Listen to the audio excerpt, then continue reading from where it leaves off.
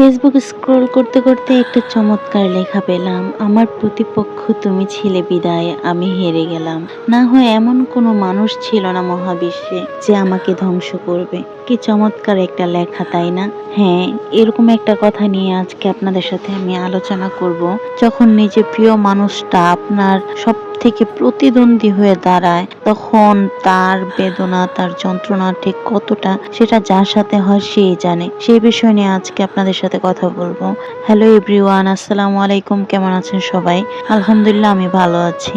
ধরেন আপনি একজনকে অনেক বেশি ভালোবেসে আপনার পরিবারকে কোনোভাবে মানিয়ে তাকে বিয়ে করে তার বাসায় আসলেন, কিন্তু সেই মানুষটা যখন তার পরিবারের কাছে আপনাকে প্রতিনিয়ত ছোট হতে দেখে, অপমানিত হতে দেখে কিছু না বলে আপনার চোখের পানি সহ্য করতে পারে, তখন আপনার ভিতরের অনুভূতিটা কেমন হবে বলেন?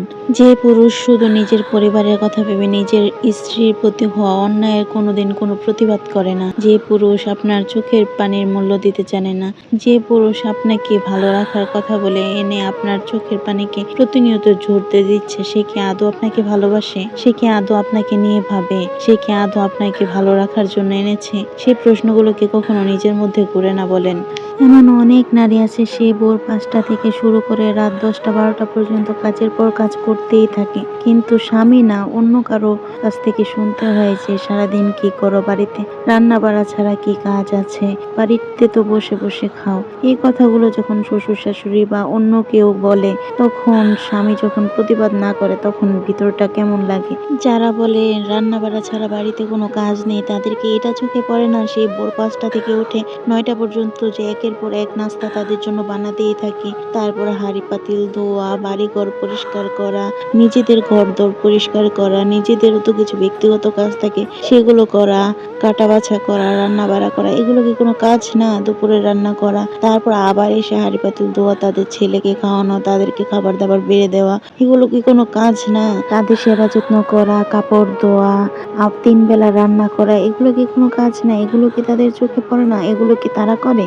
নাকি কোনো জাদুর মাধ্যমে হয়ে যায়? 3 বেলা চুলা কোথাইতে কোথাইতে যে আমাদের দিনের অর্ধেক সময়ের বেশি শেষ হয়ে যায়, এটা কখনো কারো চোখে পড়ে না।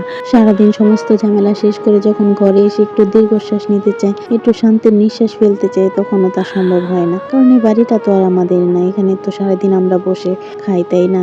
এ বাড়িতে তো সারাদিন বসে থাকি, কোনো কাজ করি না, এগুলো এমনি এমনি হয়ে যায়, সবকিছুই জাদুতে হয়ে যায়। সারাদিন কাজ করলে একটু গায়ে লাগে না, কিন্তু যখন মানুষের একের পর এক কথা শুনতে থাকি, যখন একের পর এক ভুল ধরতে থাকে, কেন এটা করলা, এভাবে কেন করলা, এভাবে পরিবার থেকে কিছুই শিখা শোনাই, তোমার পরিবারে কি শিখাইছে, তোমার পরিবার এভাবে কেন করছে, এটা কেন, তোমার পরিবার সমাজ বুঝে না, তখন সেগুলো কি আর মাইনা নেওয়া যায় বলেন?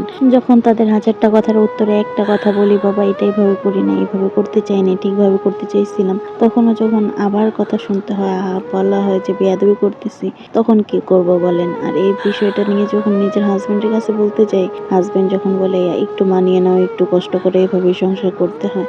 কতটা মানিয়ে নেওয়া যায়, কতটা সহ্য করা যায়, যারা এই পরিস্থিতির মধ্যে দিয়ে যাচ্ছে তারা জানে এই মানসিক চাপটা কতটা ভয়ঙ্কর, একটা মেয়ের জীবনকে ধ্বংস পর্যন্ত করে দিতে পারে। যখন 1000বার স্বামীকে বলার পরও স্বামী কোনো প্রতিবাদ করে না, যখন মেয়েটা একটা ধরনের প্রতিবাদ করতে যায়, তখনই 1000টা মিটিং বসে, পরিবারের শ্বশুর শাশুড়ি মিলে মেয়েটাকে শাসন করে, কত কথা শোনায়, কিন্তু স্বামী সেই মিটিংয়েও থাকে না। বিষয়গুলো কেমন অদ্ভুত না, তাই বলেন? কিছু কিছু শ্বশুর শাশুড়ি তো এমনও আছে যারা কিনা ছেলের বউকে মারতে পর্যন্ত যায়, কিন্তু স্বামী সামনে উপস্থিত থেকেও একটা প্রতিবাদও করে না। আর যখনই বউ প্রতিবাদ করতে যায়, তখনই স্বামী বলে, তুমি আমার পরিবারের কাছে আমাকে ছোট করে দিলা, তুমি আমার মান সম্মান শেষ করে দিতেছো, আমি তাদেরকে মুখ দেখাবো কিভাবে, আমি মরে যাব। আসলে তুমি কি এই জিনিসটা বুঝো না একবার, যে তোমার বউ যে তিলে তিলে মরে যাচ্ছে এই মানুষগুলোর জন্য, এভাবে যে নিজেকে শেষ করে দিতেছে, এভাবে যে সে নিজের জীবনটাকে শেষ করে দিতে চাইতেছে, সেই জিনিসটা তোমার ভিতরে ঢুকে না, কিন্তু তুমি শুধু তোমার পরিবারের সামনে কিভাবে মুখ দেখাবা একটা দুইটা কথার জন্য, সেটাই ভাব। আদৌ কি তুমি তাকে ভালোবাসতা নাকি এটাই তোমার নাটক?